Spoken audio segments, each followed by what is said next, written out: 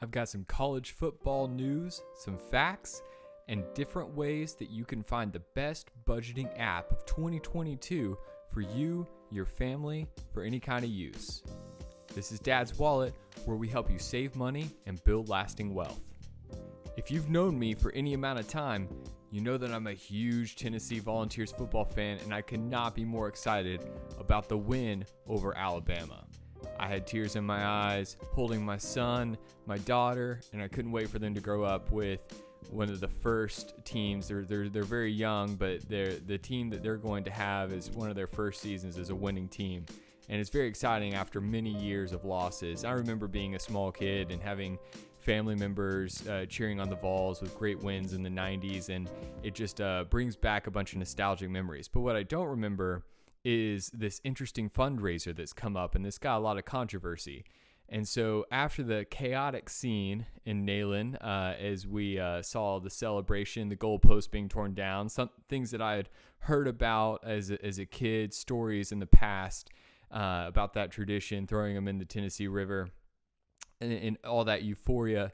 Now, I know that it was planned. It was something expected, that the security was ready to virtually escort them out of the stadium to make sure everyone was safe. And I hope everyone did stay safe. And it was exciting. It was just incredibly fun to watch and to just kind of be a part of through the television screen. Now, the very next day, the athletic department put out I think it was a tweet that said something along the lines of, y'all remember how we tore down the goalposts down, hauled them out of Neyland, and dumped them in the Tennessee River? That was often. Anywho, turns out in order to play next week's game, we need goalposts on our field. Could y'all help us out? And sent out the link to a place to donate. And they had real cute ways. You know, there was a $16 donation, represented the number of years since the Vols had beaten their SEC rival, or if you ask me, it's not necessarily our biggest rival, but definitely a Goliath to take down, and a great victory. There's also a $52.49 donation that represent Saturday's final score, and a $1,019.15 donation that represented the selling out crowd of 101,915 fans at Neyland. And so this is something that some people received well, and they donated to this specific Tennessee fund. And it's not necessarily going directly to replacing the goalposts. They have replacement goalposts ready to go. This isn't something where they have to go to some kind of store and pick up some goalposts as if they were lacking them or something like that. There's no place that they can go and just pick up a set of goalposts or something like that. And it's also not to cover the fine that the SEC levied against Tennessee for the access to the field. This is something where I think it's our second infraction, so it's a $100,000 fine that the SEC gave over to the University of Tennessee, to their athletic department, to pay because of the access to the field and all the fans rushing onto the field. And so this is expected. I mean, it's probably going to happen again, and when that happens, the fine's going to be $250,000. But the University of Tennessee athletic department has a budget of about $130 million. Now that's down a little bit since this. I last looked it up because of COVID. Maybe down about $10 million. But let's be clear: $130 million budget. They can afford goalposts. They can afford fines for people rushing the field. Now the donations, I've worked in fundraising before at a nonprofit, and I understand the appeal of trying to ride the wave. When there's a surge of interest and you've got more eyeballs, you want to come up with a creative way to have people donate to your cause. And for the athletic department, I don't blame them for looking at this as an opportunity to raise more money. And because it's a business. This is something, it's expensive program. It's something that's important to students and alumni. And I'm not surprised that a lot of people have donated to this. It's just very interesting how it was framed. And I think the language is so important. It's interesting how they took this as an opportunity to say, well, we really need the new goalposts, so who's going to pitch in? And a lot of people saying, wow, do they really not have money for goalposts, this kind of thing. And in the reality, it's just an opportunity to leverage your attention. And so do I think that you should be able to donate to the University of Tennessee athletic department? Absolutely.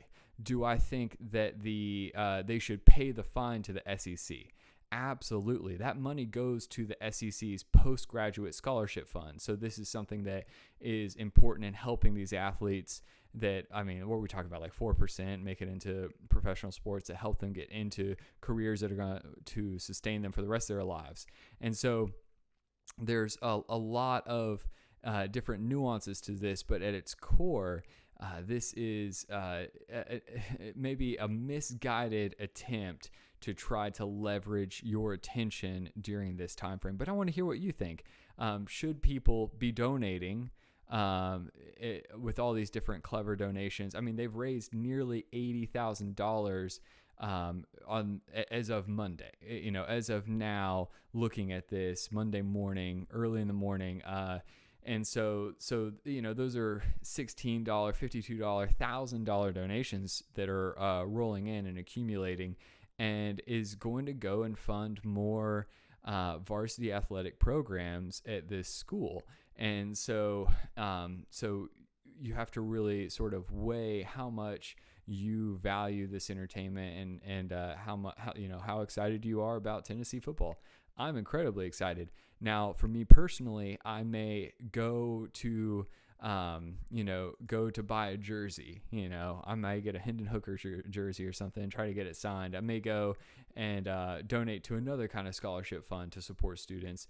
And so me personally, my opinion is this is not the best way to use the attention garnered from a huge upset win and take that victory and try to raise money off of it. I think the language could have been executed better, but at the same time, I think it's perfectly fair for people to spend and donate their money how they see fit. So if you're someone who is interested in supporting this school in this way, by all means, I think that you should have the freedom to do this.